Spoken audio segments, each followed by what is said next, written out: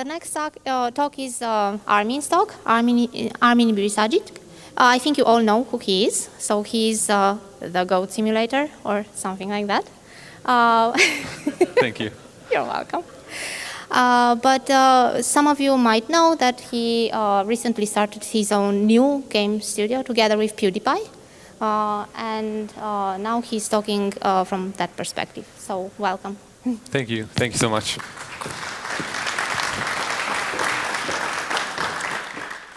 It's really cool to be here. Thanks for coming. So today I'm going to talk about what the future of the games industry.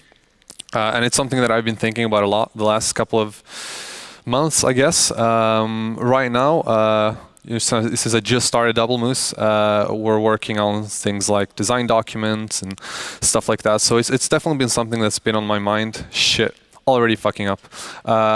It's been on my mind for a while. So I try to always think about what types of games are going to be popular in the coming couple of years. And I think it's mainly, I think this talk is going to be for game designers, I guess. But I think it's good to think about regardless of what you work with.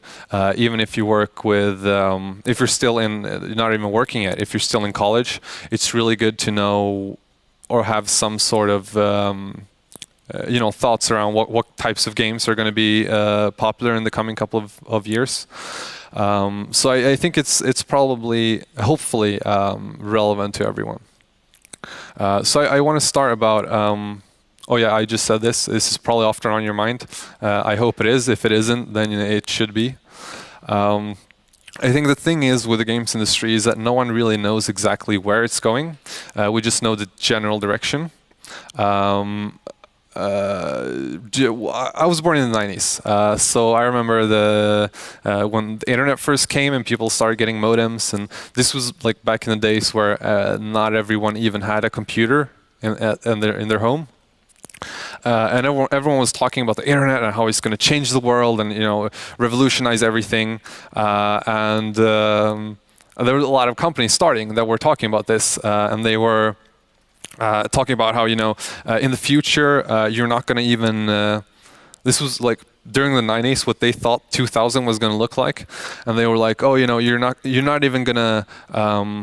Meet people in real life anymore. You're just going to have your virtual avatar, and you're going to meet other virtual avatars. And when you go to work, you're going to have a virtual 3D office, and you're going to interact with other people in 3 dimensions. And you're not even going to buy real clothes anymore. You're just going to buy clothes for your online avatar. And what happened today is the exact opposite has happened today. We buy even more clothes today so that we can take cool selfies and put them up on Instagram or snap them to each other. So I think when people try to predict the future, they often miss and embarrass themselves. But it's still, I think it's still important to do, and it's still important to keep in mind. But it's also important to keep in mind that it's really hard to know exactly where we're going. And it's hard because the games industry is so different from all other industries, I think. In Sweden, we like to dig for iron and cut down trees. That's been our biggest industry so far until the games industry. And those industries make sense.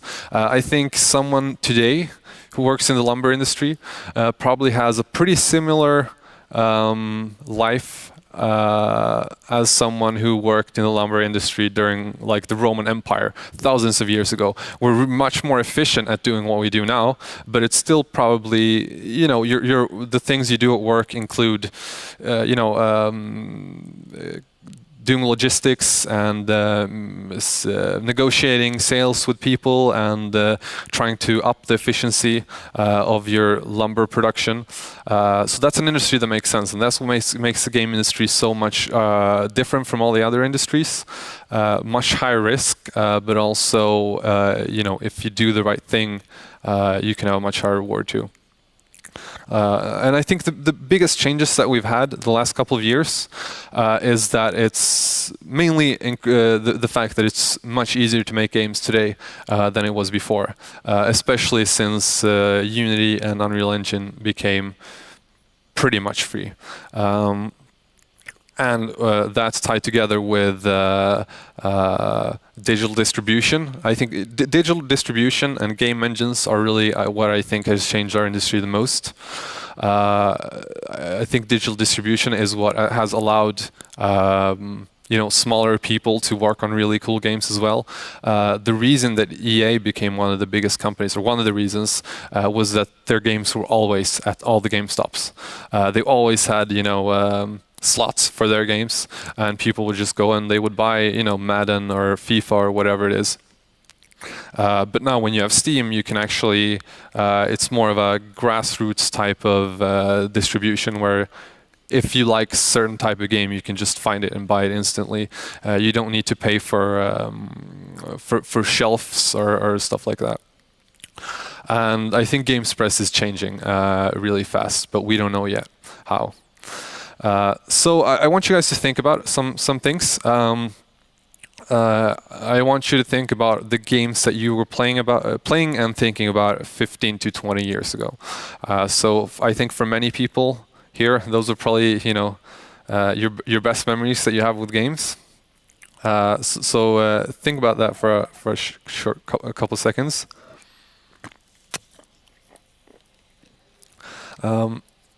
I put in the games that I was playing 15 to 20 years ago, and they were these 3 games. I think these games made a pretty big impact on the games industry. So I think Half-Life was really the reason that game became so big was because I think it was the first FPS game where you couldn't see the pixels, for starters. So it was really before Half-Life there were games like Wolfenstein 3D and Doom, but when Half-Life came, it was so good that everyone just had to play it, and that's where Steam really built their entire sales platform. Digital distribution was born just by the fact that everyone wanted Half-Life, and Valve just needed an easy way to update Counter-Strike and all these other mods for Half-Life, and eventually it became like the biggest digital distribution program in the world, probably. Age of Empires, it was an awesome game. I played that a lot. I think that was one of the early games where they put, it was like a real term, or you can change Age of Empires for Warcraft or Starcraft or any of the other real-time strategy games. I remember when those games came, and people were really impressed by the fact that you could have multiple characters on the screen at the same time, and you could just like draw a box and you can control all of them with your computer mouse. And it was pretty mind-blowing for people at that time. But today they kind of disappeared. And also I think Baldur's Gate and all these all the types of games that were used to be board games, and I think after a while computers were good enough that they could emulate these board games in a really cool way. And I think with Baldur's Gate, it's a pretty hardcore Western RPG, but I think games like that have brought us stuff like Assassin's Creed and all these other RPG-focused action game hybrids, kind of. So I want you guys to think about also what types of games were really popular 5 to 10 years ago. I studied here in the University of Skövde then, I think. I probably did. So these were the types of games that everyone was talking about when I just started college. And they were these 3 games. I think Dragon Age, for example, I think is just evolution on Baldur's Gate. And I know that there are huge fans of Baldur's Gate are going to be like, oh no, that's totally not true, it's a totally different game. I know, I get it, but it's I think that the people that made Baldur's Gate, if they could make their game in third person, they would definitely have done that. It's just that we didn't really have the technology back then. to make it look that good.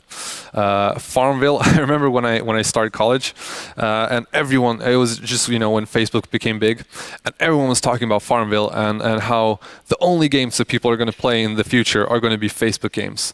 People are only going to play web browser games. No one's going to have any hard drives anymore. People are going to play, AAA games in their web browsers because it's so good. And there's no point in working on anything else but a Farmville-like Facebook game. And then that went to shit in like 1 or 2 years. So that was pretty interesting. And I just put in Limbo there as a. I see Limbo and what are the others called? World of Goo, Braid. Those are like the first batch of indie games that came out, and this was right at the same time as Steam started getting big, and when Xbox Live indie games started coming, and all these console type of consoles started pushing out indie games more, and I think those games really set the bar for it just showed people that it was possible to. Limbo was made by like a group of friends in Denmark. It showed that it was possible to make a game in a small group and not actually work for a huge publisher like EA or Ubisoft or any other studio. That you could actually make your own game and you could sell it on Xbox. So that was, I think, it was eye-opening for a lot of developers back then. So mainly why I'm talking about this, I want you guys to think about what do you think happened to these games? What happened to real-time strategy games like Age of Empires? Why aren't they as popular today? What happened to Farmville? Why isn't Farmville popular? And what happened with RPGs and Western RPGs mainly? I think the thing that I think Age of Empires and StarCraft and all those games still exist in the form of Total War. And games like that. I think if the people behind Age of Empires could make something that looked like Total War, they totally would have done that. It's just that was impossible during the 90s. But I also think that, especially when it comes to, competitive real-time strategy games. I remember when I was a kid and I was playing Age of Empires, and I was actually playing that game kind of like Farmville. You had it was like digital toys basically. You had your little characters, and they had their little farms and lumber mills, and they did all these sorts of things. And eventually, you'd get attacked, and then you'd fight back. But I think as that genre became more how would I say, optimized, I guess. Like people started cutting away the things that they thought was boring and just making it more and more. I think eventually those games got more and more competitive, especially with StarCraft 2 when it came out. I think the same thing happened to those games as the thing that happened to what are they called? Flight simulators and fighting games. It's kind of like when you're playing Street Fighter with your friends, and you're having a lot of fun, and then the guy shows up that plays Street Fighter all the time, and it just beats everyone, and it's not fun anymore because you go from playing around to actually competing and just getting beat by someone, and I think that's what has. As the internet has come the last decades, it's knocked out a couple of genres because they have gone too competitive, simply. And I think a similar thing happened to flight simulators. They were so huge in the 90s. It was so cool to play a flight simulator, but then people just made them more. They just made flight simulators better. With better, I mean they made them more similar to actual planes. So today, if you play a flight simulator from the 90s, you play it with like the arrow keys, and it's pretty simple. But then after the shift of the millennia, they started getting just so complicated that you actually need to be a pilot to play those games. So then it's like, why I have to do a 6-year course so that I can play this particular game. And I think that's what killed flight simulators too. Now with RPGs, though, I think they just ended up getting broader and broader until the point where every single AAA game has some sort of RPG features in it. But it's really interesting to think about, and if you're going to go away with anything from these talks, I would say to start thinking about things like this. So the reason I talk about history isn't just because I think that it's really interesting with history. It's also because I think that that's really the basis for what we think. It lets us lay the groundwork for thinking about what games are going to be popular in the future. What games will people want in 5 years? And I think maybe it's possible to think 1 or 2 or 3 years in the future, but I think 5 years is almost impossible to know. But you can know the general. You can't know the specifics, but you can know in which way we're moving. I think the games that will be popular in the coming couple of years are going to be games that enable you to do something that you haven't been able to do before. That's really at the core of every single game. And if you look back at every big success, every big game that came out the last 2 decades, it's always something that enables you to do something new. And also, I think what drives that is changes in hardware, existing technology. It's really about using the latest technology to create something that is different. But again, nothing is for sure. It's impossible to know exactly, and I don't want to be too pretentious and think that I know everything. I think the most important thing is to remember that anything can happen. It's good to speculate, but I think it would be damaging to bind yourself too much into what you think will happen.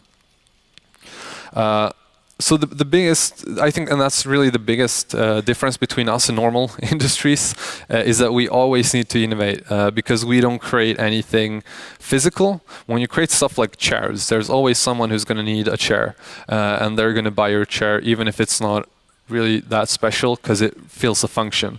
Games, the only function that games really fill is entertainment, and you're not going to be entertained if you do the same thing that you've done before. So I think that's the biggest thing. We just need to keep innovating all our games. I think it's really hard to succeed today if you make something that's too similar to something else, just by the fact that there are so many games on Steam. I have probably hundreds of games that I have bought, but I haven't even played them yet. I buy them on like humble bundles, and I buy them on 80% off, 90% off, and then I never end up playing them. And that's the problem when you release a game on Steam today. You're not just competing with games that are similar to yours, that are releasing on the same month maybe. You're competing with every single game that's ever been released on Steam. And most of them are on sale as well. So if you release an indie game, maybe Braid is on 75% off that week. Maybe Braid was on 75% off a couple of months ago, and people have bought that game. So, shit, I gotta calm down. People have bought that game because they haven't had a chance to play it yet. So it's really innovating in weird ways is the only way to stand out especially when you're an indie developer. And that really ties into marketing as well, because I meet a lot of game developers that feel like they've made a really good game, and they're like, oh, now we just need a publisher to market the game for us. And if you're in that situation, then you should have made your game marketable from the start. It should be, it should be something that you have to keep in mind all the time, and you got to think about making a game that's easy to market, and not just making a game that's really, really cool once you get into it. But you need a publisher that will, get people to read about your game on the Steam store page and get people to watch your videos and stuff like that. And if you need a publisher for that, there's not much a publisher can do other than putting in money to ads and stuff like that. And if they put in money for ads, your publishing deal is probably pretty rough on your end. I wanted to find the game. There's a game called Superhot, where it's a first-person shooter where the world only moves when you do. but I forgot the name of the game. So I just Googled it. I Googled that game where the world only moves when you do. And every single result is that game. So that's like, it's one of my favorite games to bring up as an example, because it's, for me, that's just such good game design where you don't, I mean, think about all the companies that spend so much money on like Google search optimization so that your game always comes up first when people look for mobile game on strategy mobile games. These companies spend fortunes so that they can be first, but here you don't even have to write the name of the game and it comes up instantly. And that's such a good, it makes life so easy for people that want to market it. And I would say that if you're this strong in searchability and marketing, then you don't need a publisher at all. So I'd say that the lesson that mainly indie developers need to learn is that we should never get into fights with the big guys. The biblical story where David beats Goliath.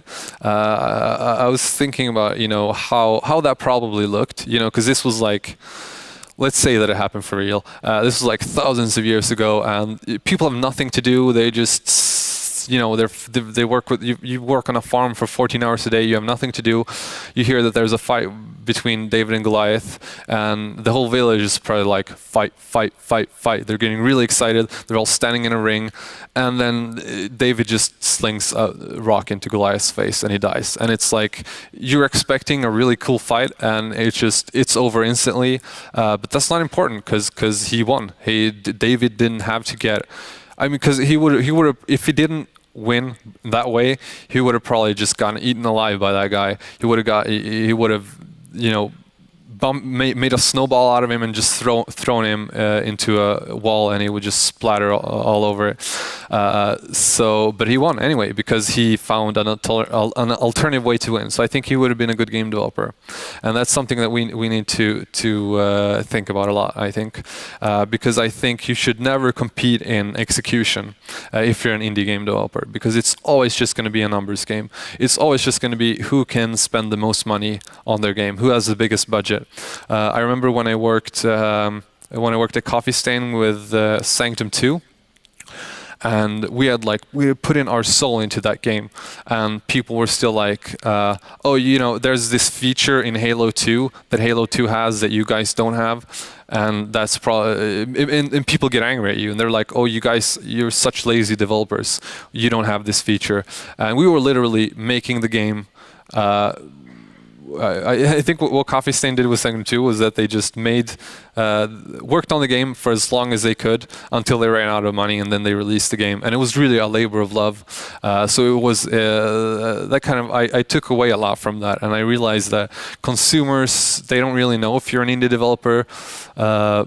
Many consumers don't even know the difference between a developer and a publisher. They just want fun games to play.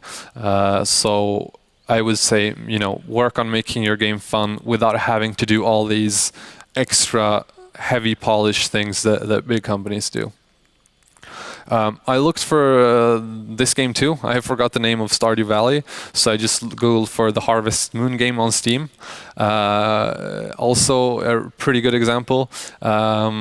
It's a game that's similar to another game. It's really similar to Harvest Moon, but there's never been a Harvest Moon game on PC.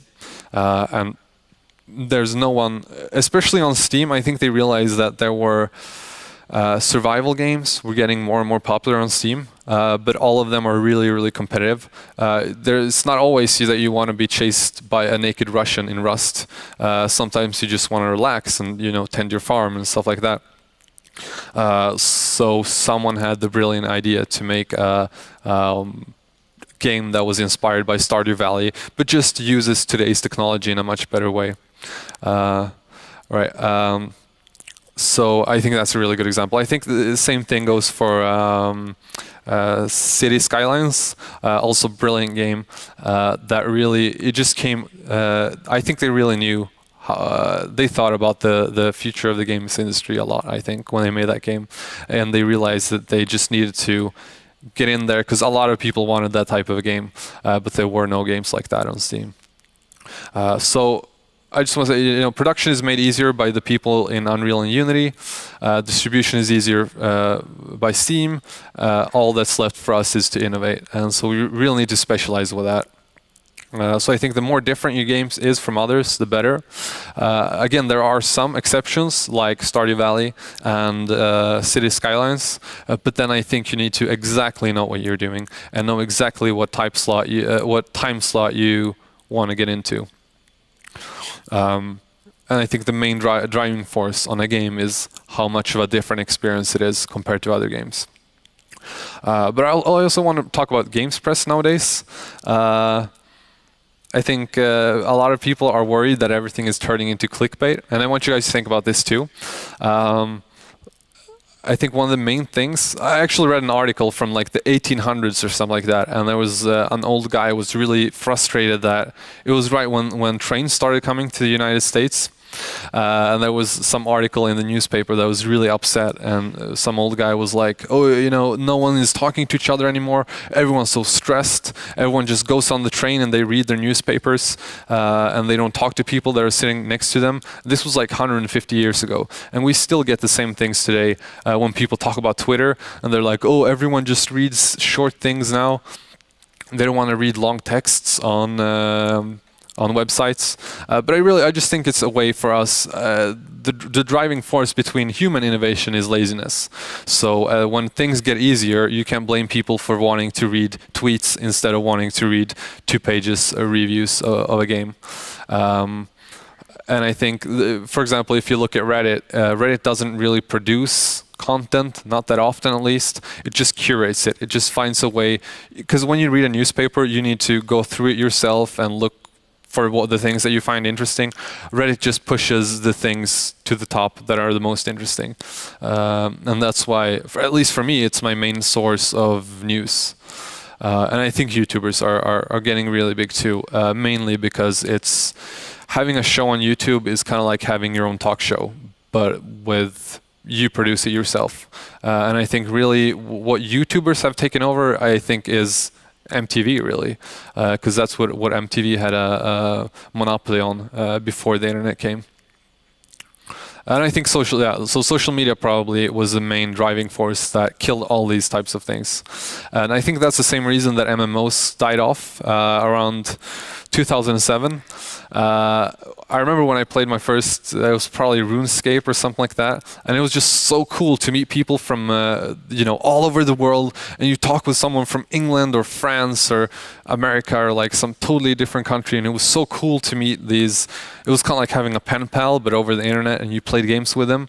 But if I come back to World of Warcraft today, I'm not gonna join a guild and start chatting with people and talking about my life and listening to them, because all you want to do is you just want to. It's not that fun anymore. I think social media kind of killed that novelty with MMOs.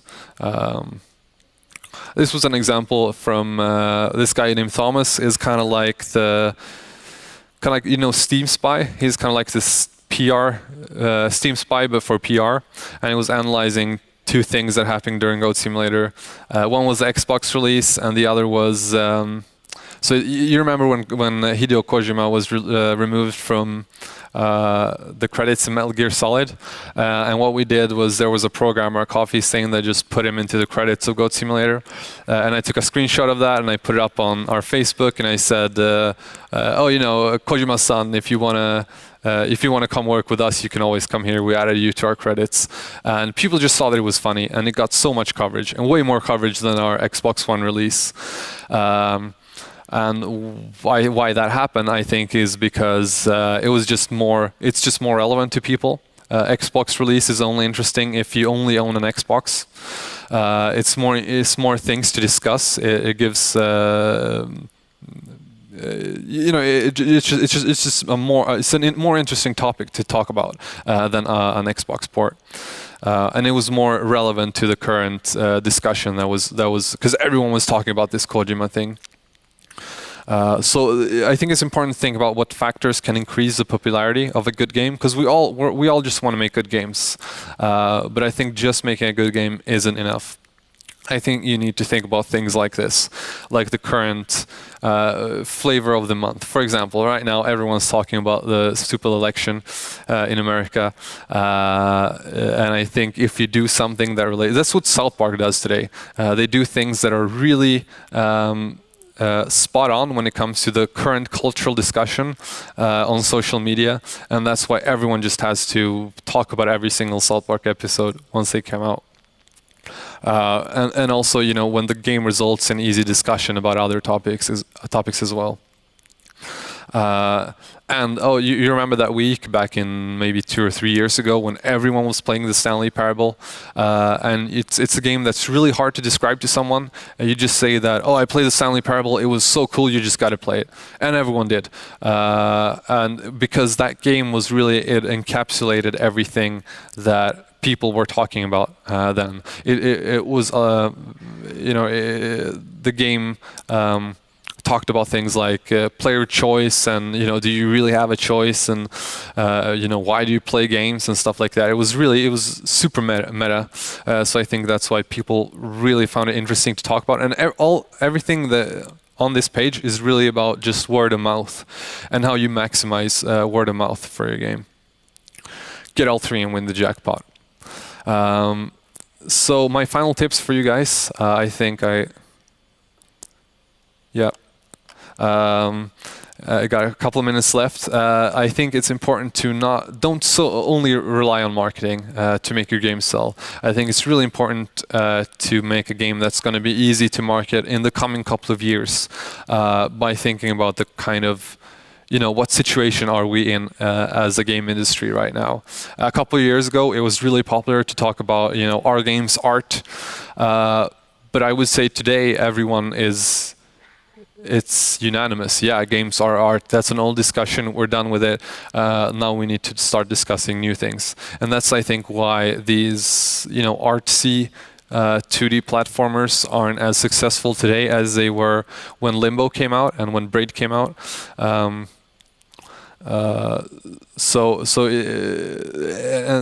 producing something new, it gives people interesting things to talk about, because that's really what everyone wants to do. They just want to, when you're at a party and you're talking with people, you just want to have something interesting to say. And making games that result in conversations is, I think, the best way to, you know, produce a word of mouth spread of your game. And I think, again, making a game that fits into our current cultural context is really important. I think these 3 games did it really well. Stanley Parable, Five Nights at Freddy's. I think the developers just realized that there are a lot of YouTubers that scream on their YouTube channels, so let's make a game that's specifically made for screaming. And it's been super successful. One of the biggest indie successes last couple of years. And also Cities Skylines, of course. I'm just waiting for someone to make a Sims game. So if there's anyone out there, please make a Sims game so I can play it. Yes, questions or game ideas? Are we out of time? All right, buzz killers. All right, thanks anyway.